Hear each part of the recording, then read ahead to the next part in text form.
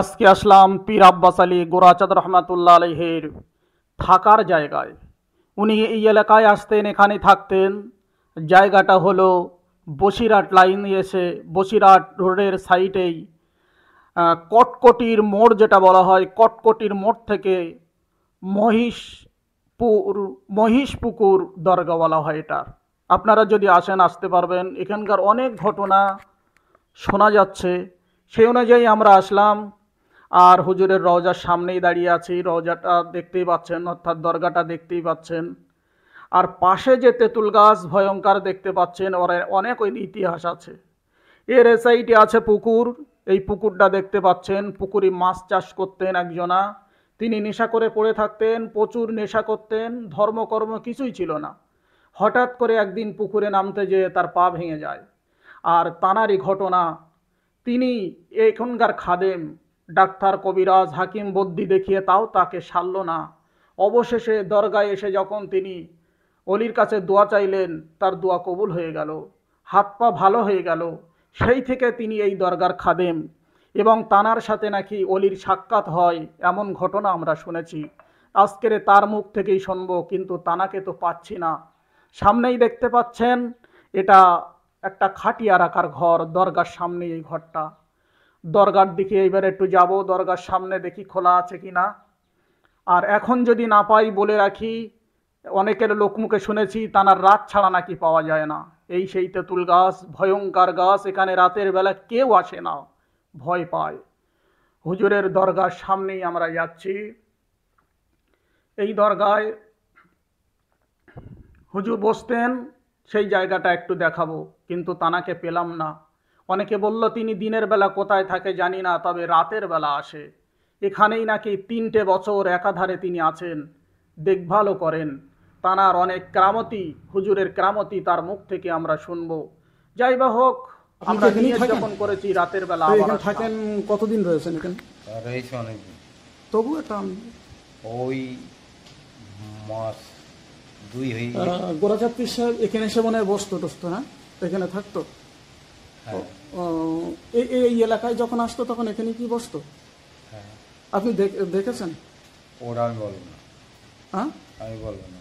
না ওটা না, মানে না না, তুমি যেটা বলেছো আমি বলবো না। মানে জীবদ্দশার কথা বলছি, এখনকার কথা বলিনি। না, আগের কথা, আগে না। যখন বেঁচে ছিল। যখন বেঁচে ছিল, বেঁচে ছিল, হ্যাঁ। না সেটা জানি না। তখন তো আমি ছোট।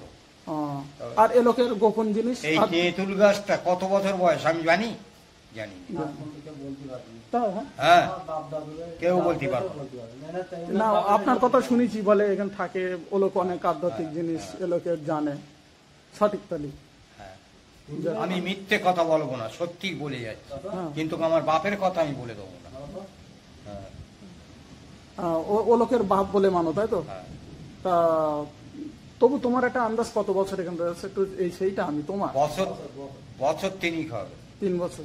আপনার অরিজিনাল বাড়ি কোথায়? বাড়ি বলতেছি ভেবে চৌমাথা, হুম। ওখানে থাকতাম।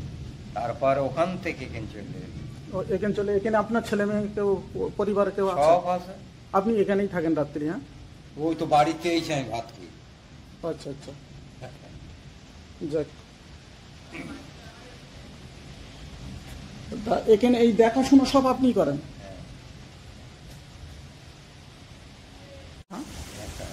এই বিশ্ব বৃহস্পতিবারের রাত্রি করেন?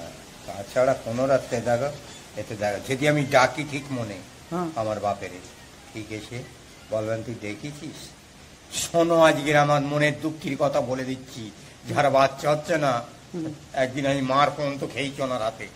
হ্যাঁ, বলে লোকে এসে বোঝাই, আর ওরা কিসের জন্য আসে সে তো বলিস নে, জিজ্ঞেস করিস নে, কেন করিস নে, ওই তাঁতিনেরও। মানে আমি তো কিছুই জানি নে বাপ।